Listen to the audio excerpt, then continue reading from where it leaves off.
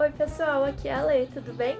No vídeo de hoje eu vou falar quais foram as melhores leituras que eu fiz no ano de 2020. Foi muito difícil escolher 10, eu separei 10 aqui, mas foi muito difícil escolher entre elas porque eu tive muitas leituras legais esse ano. E eu consegui selecionar 10 para falar aqui nesse vídeo. Eu vou começar da 10ª para a primeira, então vamos lá. Em 10º lugar, ficou um livro que é uma continuação. Esse é Os Testamentos, da Margaret Atwood. É autora de O Conto da Aia. Então aqui a gente tem o universo de Gilead 15 anos depois, eu acho que era 15 anos, depois dos acontecimentos do livro O Conto da Aia.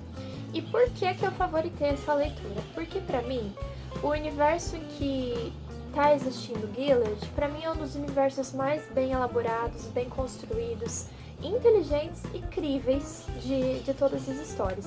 Eu gosto muito de Gilead e aqui eu acho que a continuação que deram pros personagens foi muito boa.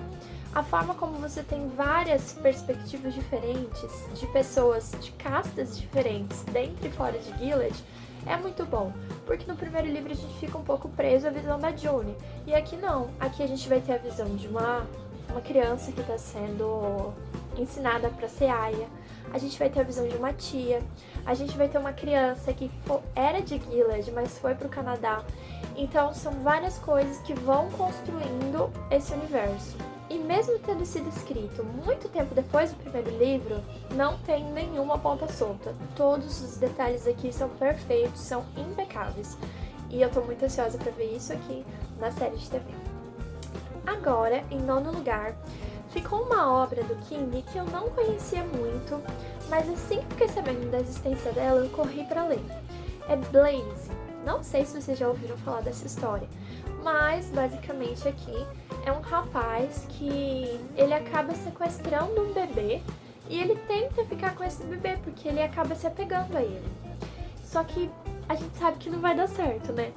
E aqui é uma obra do Richard Bateman, na verdade, né? Ela foi publicada sob esse pseudônimo e faz sentido, porque o King ele é muito conhecido por seus elementos de terror. E aqui nessa história, a gente não tem um elemento de terror. O que assusta, assombra a gente, por assim dizer, é o como o Blaze, ele é uma pessoa frágil. Eu senti muita empatia por esse personagem. Ele me lembrou muito Charlie de Flores para Algernon, porque ele é muito inocente, ele quer agradar todo mundo. E ele teve uma vida muito difícil, muito sofrida. É por isso que aqui eu me apeguei muito a essa história a ponto de favoritar ela como uma das melhores de 2020 inteiro. Eu torci muito, como eu falei, pro Blaze conseguir ter um final bom, mesmo depois do sequestro, mesmo sendo impossível, sabe? E é isso que uma história boa faz, ela te faz esquecer da realidade e torcer para que coisas boas deem certo, mesmo quando você sabe que não vai dar. Perfeito. Agora, em 8º lugar, é um livro que eu já falei aqui no canal e com certeza ele tá numa lista de melhores. É O Caderno de um Ausente. A premissa dele, como eu já falei, ela é muito simples. São cartas que um pai escreve para sua filha ler no futuro. E aqui é muito lindo. Passa uma mensagem totalmente humana, totalmente verdadeira, sabe? O João aqui, que era o pai escrevendo, ele ensinou muitas e muitas coisas para Bia. E o jeito com que a escrita foi feita era por meio de frases soltas, então era uma coisa muito sensível mesmo, que tocava. Parecia que a carta estava sendo escrita para mim.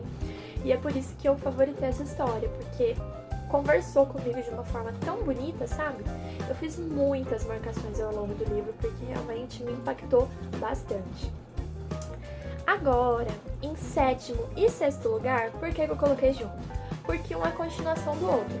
Eu tô falando da duologia de Six of Crows. Gente, eu não gosto muito de ler fantasia, porque eu sempre acho que são coisas complexas, são coisas sem sentido, mas aqui foi tudo muito perfeito. Começando já pela história em si. É um grupo de adolescentes que estão calejados pela sociedade, cada um à sua maneira, e que vão se juntar numa missão para um assalto quase suicida, de tão impossível que é.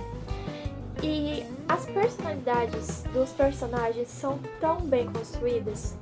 Eu me apeguei a todos eles. Cada um tem a sua história perfeita, sabe? É muito, muito, muito bem feito. A forma como eles interagem entre si também é muito legal, gente. Essa jornada que eles fazem, eu fiquei muito imersa. Esse livro, ele fala bastante sobre como as circunstâncias da vida, elas às vezes fazem a gente fazer coisas que antes a gente julgaria ser inimaginável, né? No fim, no segundo livro, tudo fez jus à trajetória de cada um dos personagens. Não foi nada corrido, nada apressado. Fez sentido, foi umas coisas críveis e muito bonitas. Eu queria que isso fosse uma série longa, mas foi só 2 livros. Eu quero muito ver também como é que isso aqui vai ficar, porque pelo que eu sei, vai ter uma adaptação pra série e eu tô muito ansiosa, muito mesmo. Em quinto lugar, eu também peguei um livro de um gênero que eu não costumo ler muito, porque eu tenho medo de achar difícil de entender, não conseguir compreender totalmente. E aqui eu tô falando de Recursão. É uma ficção científica sobre linhas temporais, né? Sobre viagem no tempo, por assim dizer. Conforme as viagens elas iam acontecendo, foi ficando muito mais fácil de entender o que estava acontecendo aqui. E por que eu favoritei? Porque ele falou sobre a viagem no tempo de um aspecto diferente. Não é que você entrasse numa toca de coelho, ou... eu falando de 1963... ou numa máquina do tempo. Falando assim é uma coisa meio doida, mas lendo a história, como eu falei, você vai conseguindo compreender, sabe? Os personagens aqui são perfeitos também. Helena, uma mulher super inteligente. O Barry, perfeito também, gente, sem defeito nenhum. Até o vilão é muito bom. A questão dele é muito crível. Você compra a ideia dele, por assim dizer. É muito bom mesmo. Eu indico essa ficção científica pra todo mundo, incluindo quem não gosta muito do gênero. Agora, em quarto lugar, essa leitura eu amei. É O Poderoso Chefão. Ai, gente, aqui, eu tava comentando com um amigo meu esses dias que os meus livros preferidos são aqueles que possuem bons personagens, que a história deles é crível, que você se apega a eles, que parecem pessoas da vida real, amigos que você poderia ter. E aqui, isso é o principal. Em O Poderoso Chefão, é uma história conhecida por todo mundo, creio eu, você tem a família Corleone. E aqui, gente, eu fiquei completamente fissurada nessa família. Porque é todo mundo muito bom. Não bom no sentido de bondade humana, mas bem construído. São personagens muito profundos. Cada um é o que é, sabe? O autor ele conseguiu fazer isso muito bem.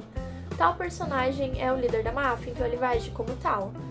É muito bom, muito bom. São temas profundos, complexos, e os diálogos também são demais. São inteligentes, cheios de vida. E é como eu falei, realmente parece que aquilo ali aconteceu mesmo, que você tá lendo uma história, assim, como eu posso dizer, uma notícia. Porque é muito bom. Quando um personagem morreu, eu fiquei assim, eu tive que parar o livro e ficar refletindo, porque eu não conseguia acreditar que ele tinha morrido. Eu me peguei muito, muito, muito a esses personagens. E é isso que eu gosto da história, gente. Que construa bons personagens. E aqui o Poderoso Chefão fez isso, por isso tá em quarto lugar na minha lista de favoritos. Agora, o top 3. Ai, gente, top 3. Terceiro lugar vai pra quem vocês acham? Stephen King. É, ele mesmo. E eu vou falar aqui de novo de Novembro de 63, porque eu li esse livro esse ano e ele entrou pra lista de melhores livros do ano, melhores livros da vida e melhores livros que eu já li do King. Eu já li uns 30 dele no total, mas o Novembro de 63 tá no top 3 com toda certeza. Por que, gente, que eu coloquei esse livro no top 3? Como eu já falei, aqui o rapaz ele viaja para 1963 para impedir alguns acontecimentos. Eu tinha 2 medos quando eu comecei a ler esse livro. Primeiro que eu achei que eu ia ficar muito confusa com tanta questão política, porque fala do Kennedy, e eu também achei que eu ficaria um pouco sem entender a questão da viagem no tempo.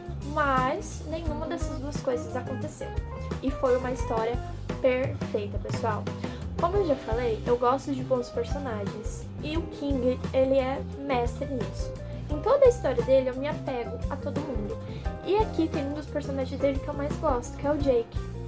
Ai, gente, o Jake, ele é tudo, sabe? Tudo, tudo, tudo, tudo. Ele é empático, ele é inteligente, ele é astuto, ele é perfeito. Ele era como uma pessoa real pra mim. Quando as coisas estavam acontecendo com ele, eu ficava, meu Deus, coitado do Jake, por que isso tá acontecendo? Quando vai acabar? E aqui, uma outra coisa que eu gostei muito também é que você não tem um vilão. Como nas histórias de terror, que a gente sempre tem um vilão. Nas do King, principalmente. Você tem um hotel, você tem um grupo de pessoas, você tem um carro, você tem um cachorro. Aqui, você não tem um vilão específico. O vilão que você tem é o tempo. E tem como lutar contra o tempo? Não tem. No passado, é obstinado. As coisas vão acontecer, elas tendem a acontecer da mesma forma que já aconteceram. E no futuro, ele é implacável. As consequências vêm, você querendo ou não. Então, a história, ela ensina que com o tempo não tem como você lutar. Apenas tentar fazer algo bom com aquilo que ele te deu. E isso é muito legal, porque a lição que fica é que a gente tem que aproveitar o presente.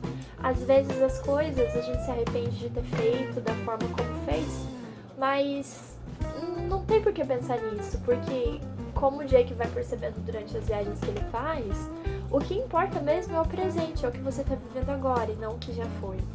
Então, essa é uma lição dos livros do King, uma das que eu mais gosto, por isso que Novembro de 63 é um dos meus favoritos, assim, da vida. Um dia eu ainda quero reler. Agora, em segundo lugar, gente, eu fiquei muito em dúvida entre o segundo e o terceiro lugar, mas deixei assim. Em segundo lugar, eu coloquei Eu Sei Porque o Pássaro Canta na Gaiola, da Maya Angelou. E, gente, assim, esse livro ele mexeu muito comigo porque ele era muito real. Se tem uma palavra para definir esse livro é real. Aqui não tem essa coisa que a narrativa tem, às vezes, de tentar romantizar os acontecimentos. Não tem isso aqui. Então a gente vai ver que a Maya ela vai passar por coisas muito difíceis pelo simples fato de ter nascido negra numa sociedade racista. E é muito duro, é cruel. Você fica com muita dó das coisas que acontecem com a Maya. Eu me apeguei muito a essa personagem. E ainda bem que eu conheci essa mulher incrível, porque esse livro é uma autobiografia dela, misturada com narrativa.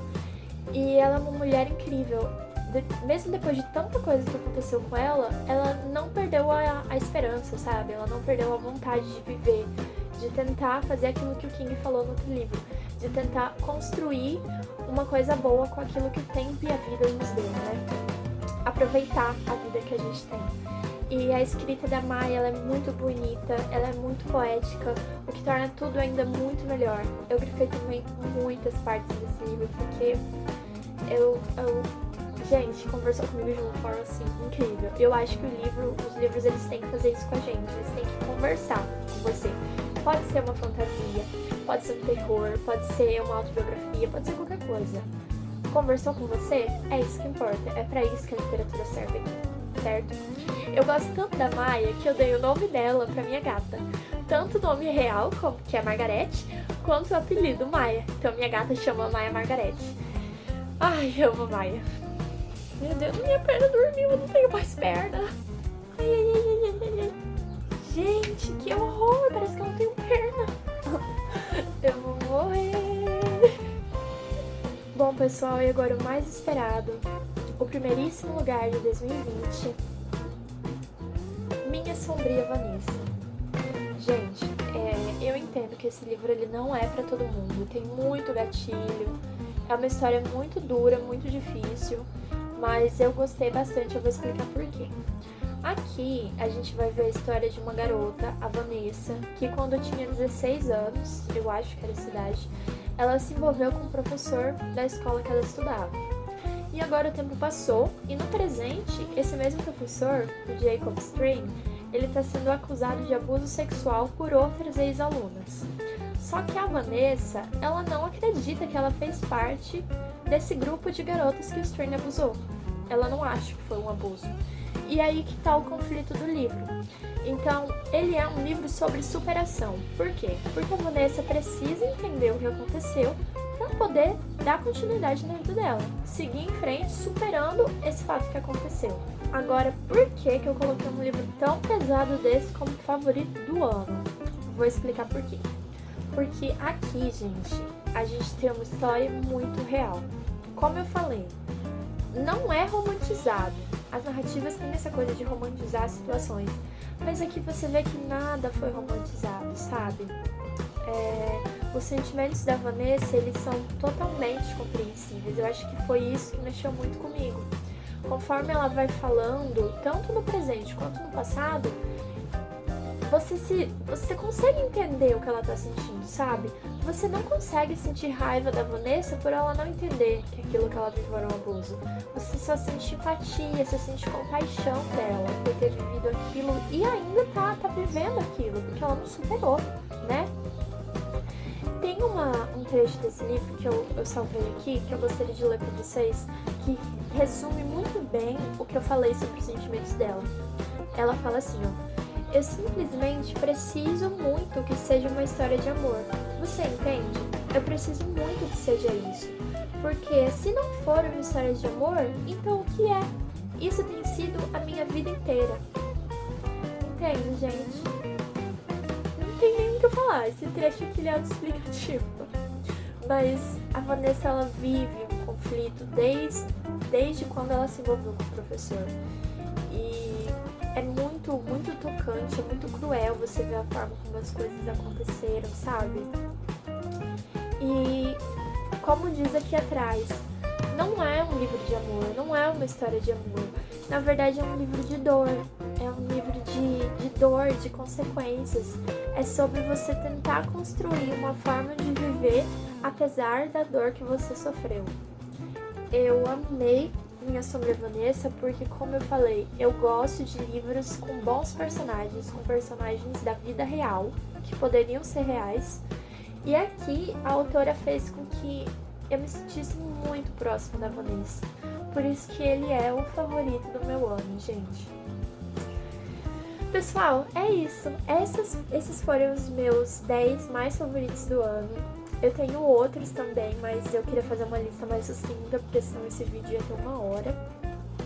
Mas é isso. Eu espero que 2021 ele seja um ano de tão boas leituras quanto foi 2020. Mas me conta aqui embaixo. Você tem algum livro que favoritou esse ano? Quais foram as melhores leituras suas de 2020? Não esquece de se inscrever no canal, deixar seu like, compartilhar com seus amigos, tudo bem? E de me seguir nas redes sociais. Até o próximo vídeo, pessoal!